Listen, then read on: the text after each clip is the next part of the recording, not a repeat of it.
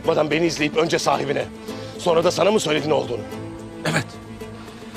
Neden bilir misin? Çünkü bütün oba bizi tehlikeye atmandan korkar. Anan, kardeşin, karın, kendi obamız, sığındığımız dayımın obası. Noyan sizin gibi bütün kış kulağının üzerine yatıp geçirmeyecek. Ügeday'ın ordusunun gelmesini beklemeyecek ağabey. Selçuklu sınırlarında binlerce Moğol var. Ne yapalım? Bir avuç Alp'le üzerlerine mi saldıralım? Selçuklu topraklarında Noyan'a yardım eden, yataklık edip ahaliye ihanet eden o kadar çok adam var ki şaşar kalırsın. Hepsi Noyan'a can suyu taşıyor. Bu can suyunu kesmek zorundayız. Noyan'ı nefes bile alamaz hale getirebiliriz. Bütün kış ona yiyecek ekmek bulamaz hale getirebiliriz. Yaşadıkları hayatı gördüm. Eğer ona giden yolları kesersek... Ya sonra ne olacak? Yine obaya saldıracaklar. Her şeyi tarumar edecekler. O zaman da biz nefes alamayacak hale geleceğiz. Atacak tek bir okumuz var. Onu da Alaaddin'in orduları geldiğinde hep beraber atacağız. Anla artık abi. Gerçekleri gör. Bu savaşı kaybetmeye mahkumsunuz. Tuğtekin daha toy bir delikanlı. Cesur lakin kibirli ve zayıf biri. Ona teslim olma. Anam gibi dayımın obasına sığındık diye eziklik duyup onlarla bir olma. Aç gözünü etrafına bir bak.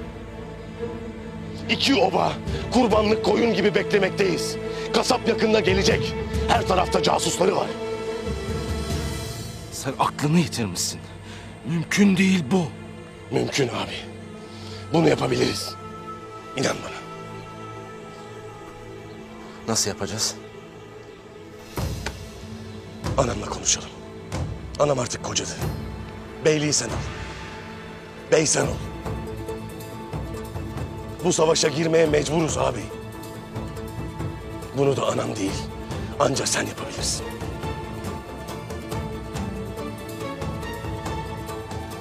Dayımın yanında sığıntı gibi durup kayıların dirilişini başlatamayız ağabey. Bunu yapmaya muktedirsin ağabey. Teslimiyetten kurtulup gerçekleri görmelisin abi. Savaş yok. Savaş yok. Gayrı canlar telef olmasın. Sen bir korkaksın abi. Korkak.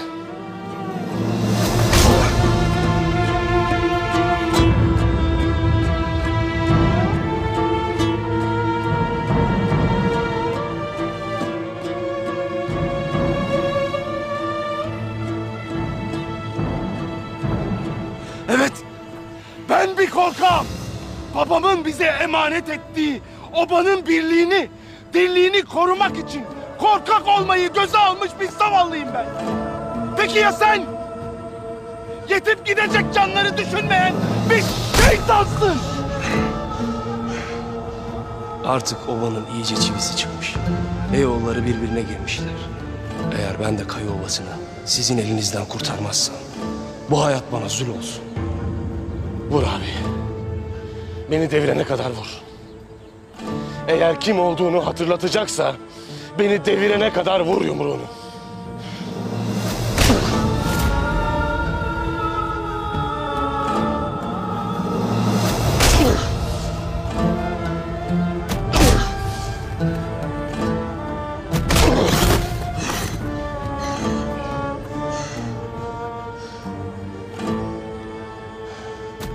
Sana kim olduğunu, nereden geldiğini hatırlatacaksa, Süleyman Şah'ın oğlu olduğunu hatırlatacaksa canımı al abi.